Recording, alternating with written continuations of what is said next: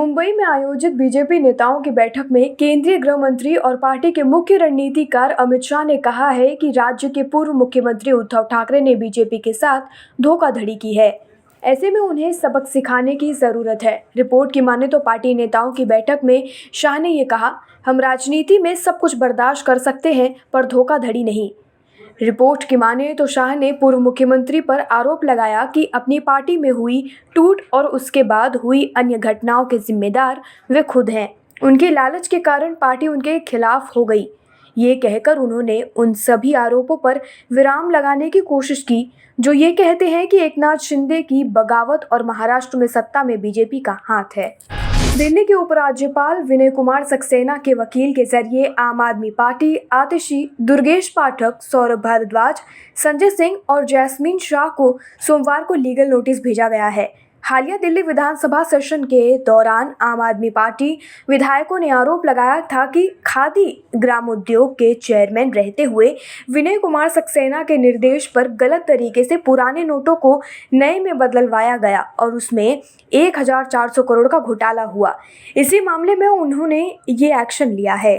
दिल्ली की आम आदमी पार्टी सरकार की शराब नीति पर विपक्षी बीजेपी हमलावर बनी हुई है। हालांकि वह नीति वापस ली जा चुकी है, उसके बावजूद इसके दोनों पार्टियों के बीच सियासी संग्राम जारी है।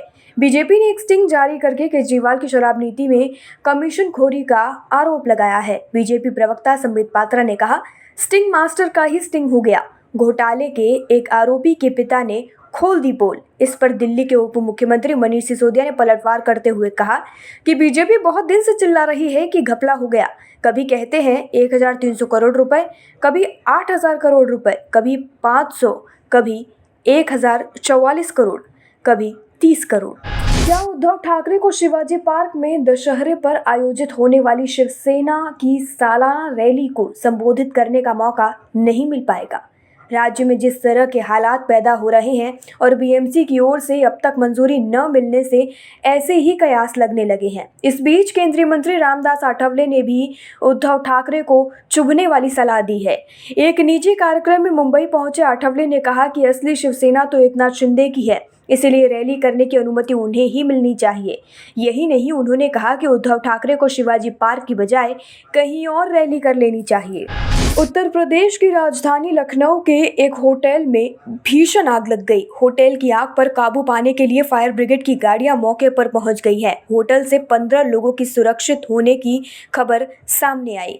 आग लगने की घटना की जानकारी मिलते ही राहत और बचाव दल ने तेजी से रेस्क्यू ऑपरेशन शुरू किया। इसी बीच सीएम योगी ने होटल में लगी आग से घायल हुए लोगों से अस्पताल में पहुंचकर मुलाकात की। वहीं हादसे के प्रत्यक्षदर्शियों ने एक चैनल से बातचीत करते हुए बताया कि मैं कमरा नंबर 210 में रुका था। होटल में आग कब और कैसे लगी ये बात हम लोग नहीं जान पाए और बाहर निकल के देखा तो आग काफ़ी भीषण हो चुकी थी।